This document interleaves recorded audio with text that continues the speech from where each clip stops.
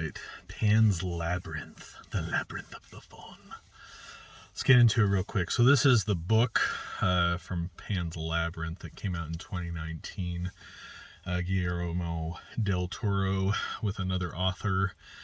They developed this. So I did get through it over the last 2 days. It wasn't a real long read, especially if you're listening to audiobook. But it was pretty good. There wasn't all that much different from the movie, I guess, is the first thing I'll point out. The only real stuff that's added is you get a little more backstory on things.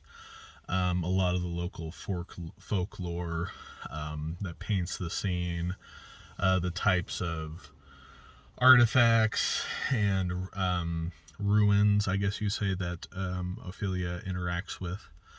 Those are painted out more, so you get more history on like the Pale Man, the Child Eater. You get to learn where he came from and what put him in his predicament.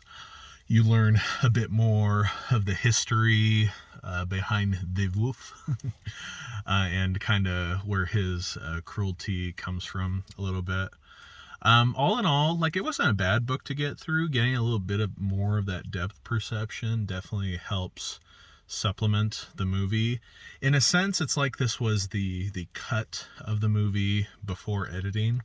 So you get more backstory, you get a little more into it, but all in all, it plays out roughly the same, which, you know, says that the movie represents the gist of what they wanted to get across pretty well. But if there was any confusion about the movie, I'd say the book picks that up really well. All in all, the meanings behind the story, you get some ancient themes, I guess, kind of popping up, sacrifice and the idea of curses. We really get like a classic fairy tale vibe, I suppose you could say.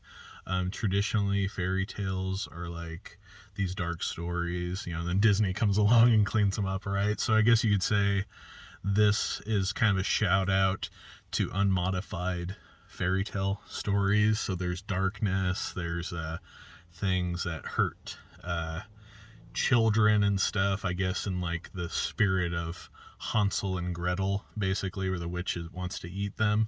It touches on that a little more, you know, unfiltered, and so that plays out in the symbolism and all the stuff there. So all in all, it's a pretty well done piece, but it is dark and there is parts about it that are depressing and stuff, to where it's not exactly a kid's book. But then again, I'd say that those fairy tales, the old folklore fairy tales, were always meant to scare children into behaving, so this very much is a shout out to that template.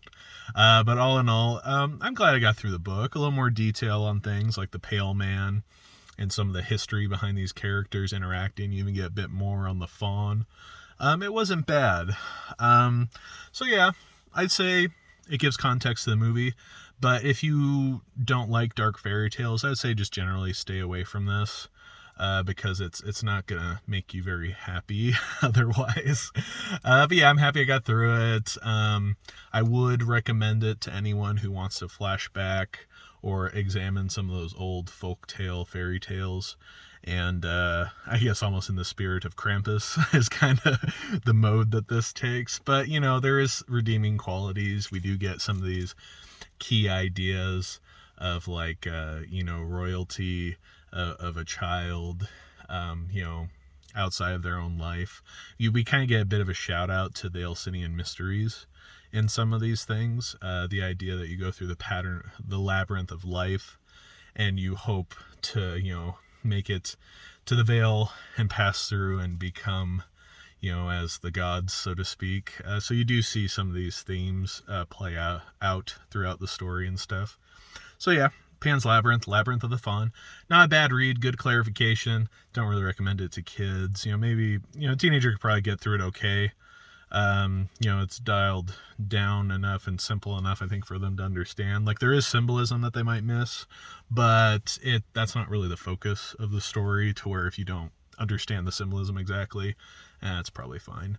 But yeah, good book. Give it a read. If you love Guillermo Del Toro's work, it's definitely a must read, because this will help you get a little more in-depth perspective on his works. And yeah, that's what I have to say about that. I'll see you guys with the next book review.